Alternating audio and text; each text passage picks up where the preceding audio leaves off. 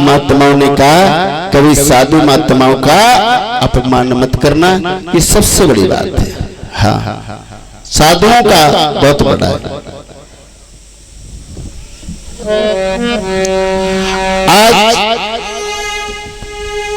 महात्माओं ने कहा जाओ तुम्हें 3 काल तक निश्चर बन करके तुम्हें मर्त्यलोक में रहना पड़ेगा। पहला जन्म हिरण्याकश्यप का हुआ, दूसरा जन्म इनका रावण कुंभकर्ण का हुआ, त्रेता युग में द्वापर में दंत और शिशुपाल का भगवान श्याम सुंदर ने आकर के इनका उद्धार किया। आज उसी समय प्यारे जब इन्हें श्राप मिल गया तो इधर एक दिन महात्मा कश्यप थे, इनकी पत्नी का नाम, एक का नाम दिति, दूसरे का नाम अदिति था। आज दिति से दैत्यों का जन्म हुआ और अदिति मैया ने देवताओं को जन्म दिया। आज भी विचार कर लेना, हाँ हमारी मैया जो देवी होती है ना, उनसे देवता ही उत्पन्न होते हैं। दिति के गर्भ से दैत्यों का जन्म हुआ। बड़ा ही भयंकर कर्म करने वाले, मांस, मंदरा, अंडे का सेवन करने वाले जो देवता लोग होते हैं प्यारे, वो इसका सेवन कभी नहीं करते हैं। हाँ, ध्यान कर लेना, वो कभी नहीं कर सकते। 2 वृत्तियां हैं संप्रदाय, आश्री संप्रदाय और दैवी संप्रदाय। दैवी संप्रदाय क्या है, आश्री संप्रदाय क्या है?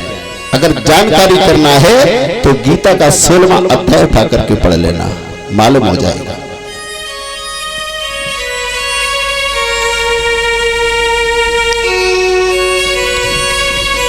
तो थोड़ा भी बता दूं आप लोगों को, जो देवता प्रकृति के लोग होते हैं उनमें गुण क्या होते हैं, सुन लीजिएगा।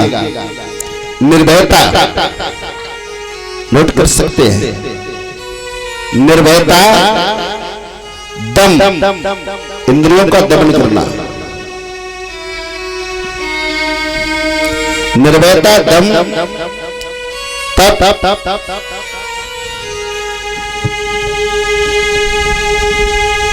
यज्ञ करना, दान, मन की शुद्धि करना, सुधार करना, सीधापन होना, जिसका मन हमेशा ज्ञान योग में लगा रहना चाहिए, अक्रोधी, जिसके अंदर क्रोध ना हो, शांति,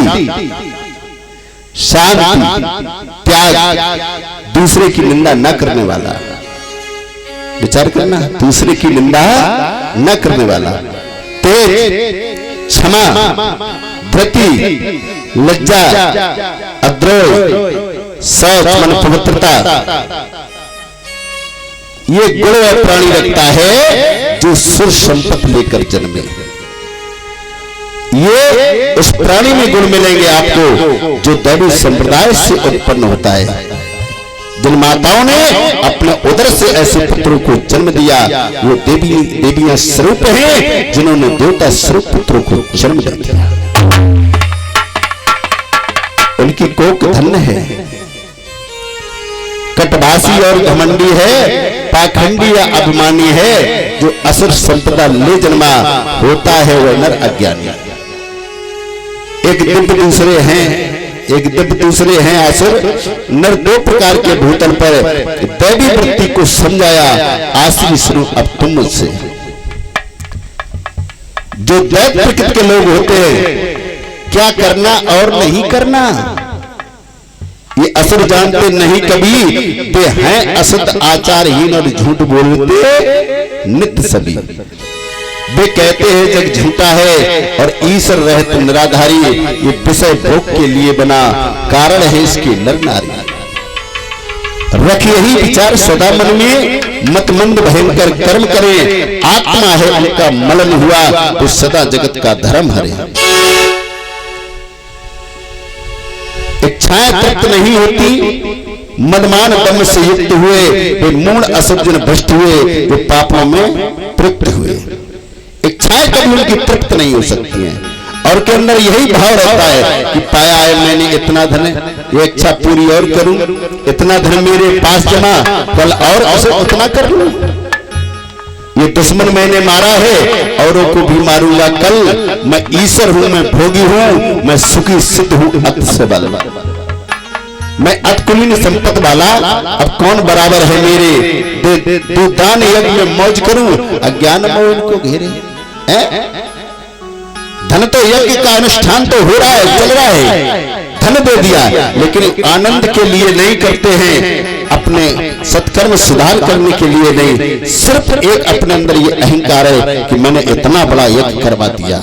प्यारे तुम्हारे पास बचा क्या? तामसी यज्ञ में क्या प्राप्त होगा? अगर यज्ञ करो तो श्रद्धा भाव के साथ, किसी को भोजन कराओ तो श्रद्धा के साथ भाव के साथ भोजन कराओ।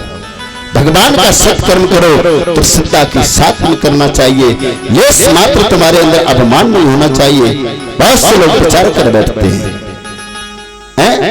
परमात्मा का कार्य किया हुआ कभी रुक नहीं सकता है, और चाहे कितनी से गरीब हो, उसकी लड़की की कभी शादी रुक नहीं। हाँ, ये ध्यान रख लेना। बहुत से लोग विचार कर लेते कि यज्ञ का अनुष्ठान हुआ, अगर मैं इसमें नहीं अगर पूर्ता दूंगा तो रेखे कैसे हो जाएगा। 1000 वाले भुजाओं वाले की ऐसा तो कोई ना कोई फरिश्ता उतर जाता है तो कार्य को पूरा करके चला जाता है। किसी मैया ने उस शेर को पैदा कर दिया होगा, ऊपर वाला भेज देगा, किसी माई का लाल पूरा काम करके चला जाएगा। बताओ, तो विचार करिएगा। तो जीवन में कोई कर्म करो तो दीन और विनम्रता के साथ में, दीन भाव से करोगे तो दीन दयाल तुम पे दया कर देंगे। विनम्रता रखोगे, एक बात बताओ, फल वाला ही वृक्ष तो झुकता है, जिसमें फल आ जाए वही झुक जाता है, और कितना अच्छा लगता है। और खजूर देखो आपने, विचार करो, और जिस वृक्ष में फल ही ना हो तो वो फल किस काम, वो वृक्ष ही किस काम का है बताओ। जिस मैया की कोख से चाल लला ना खेलते हो तो वो मैया की कोख ही क्या है? हमारी इन्हीं माताओं बहनों की कोख से तो ही ऋषि मुनि भगवान जैसे शरीफ ने अवतार ले लिया। धन्य है ये देवियां हमारी, समझिए। तो इसलिए विचार करो। बहुत से लोग विचार करते हैं, माता बहनों का अपमान करते हैं, बहुत से लोग इतनी शराब पी करके आते हैं, ऐसे प्रमाण मिलते हैं। बहन बेटी घर पर रो रही है, बाबूजी दारू पी करके आ रहे हैं, गुर्रा करके कह रहे हैं, अकड़ते हैं, मारपीट करते हैं। धिक्कार है तुम्हारे जीवन का। चिल्लू भर पानी में डूब करके मर जाना चाहिए।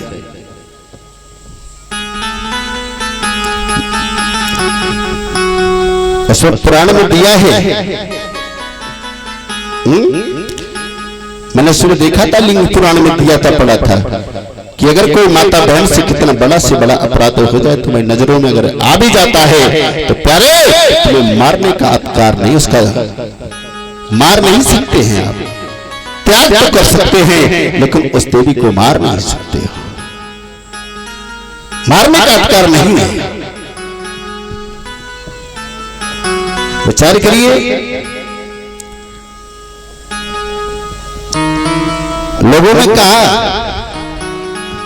कि वास्तव में कुछ लोग ऐसे समाज में होते हैं, जीवन में सुधार करना चाहिए।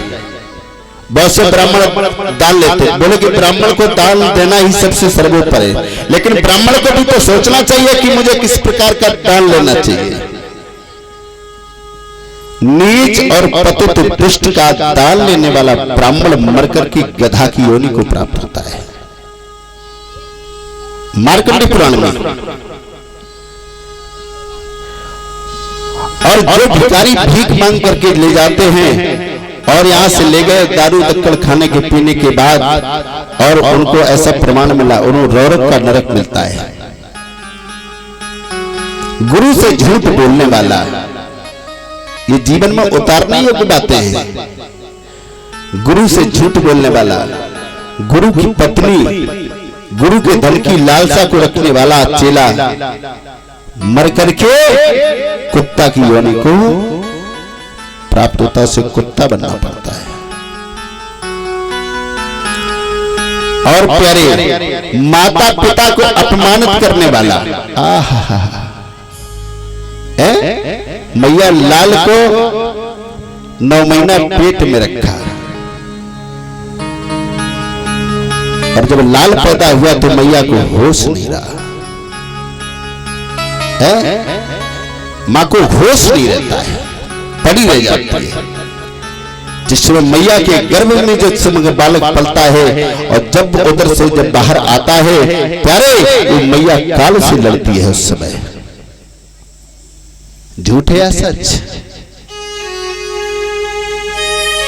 वो मां उस समय एक संघर्ष लड़ती है। उस मां के हृदय से यही शब्द निकलता है, हे परमपिता परमात्मा, मेरा एक बार जीवन चला जाए लेकिन मेरे कोख से जो पुत्र उत्पन्न हो। कितना बड़ा हौसला उस मां का होता है। और वही मां जब औलाद बड़ी हो जाती है और जब बई मैया बैठ करके समाज में सड़क पर बैठ करके रोती है 2-2 रोटी के लिए। प्यारे, जब वो मां बैठ करके रोती है तो कलेजा मां का फाट जाता है। तुम्हारे लिए इतना संघर्ष लड़ा, इतना सब कुछ किया और वो मां, तुम माता पिता को अपमानित करने वाला, वो गधे की योनि मर करके गधा की योनि को प्राप्त होता है। माता पिता को जो अपमानित करती है औलाद, वो मर करके गधा की योनि को जाता है, फिर भट्टे पर ईंटें ढोना पड़ती है। ध्यान रखना, कभी भी मां और बाप का अपमान मत करना, विचार कर लेना। और जो करते हैं उनका उसका फल उनको अवश्य मिलता है।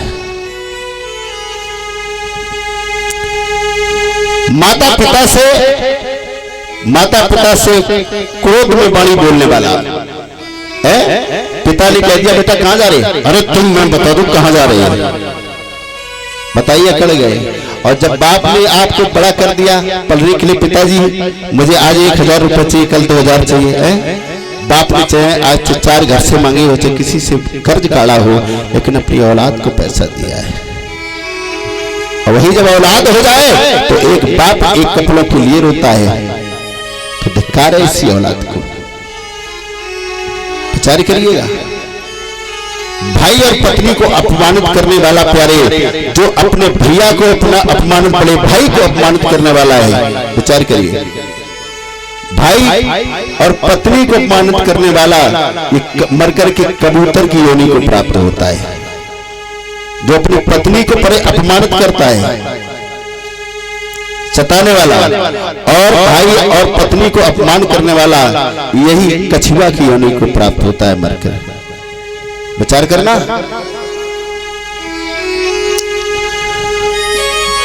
इसी के उपरांत में कि जो स्वामी का अन्न खा करके और उसकी इच्छा के अनुसार कार्य न करने वाला, वो बंदर की योनि को प्राप्त होता मरने के बाद। दूसरे का धन हड़पने वाला प्यारे, वो कीट योनि को प्राप्त होता। आपने देखा है काट में कीड़ा बैठा होता, वो इसी में काटता रहता है। इसलिए दूसरे के धन को हड़पने की कोशिश मत करो। पराई स्त्री गमन करने वाला प्यारे भेड़िया की योनि को उत्पन्न होता है मरने के बाद।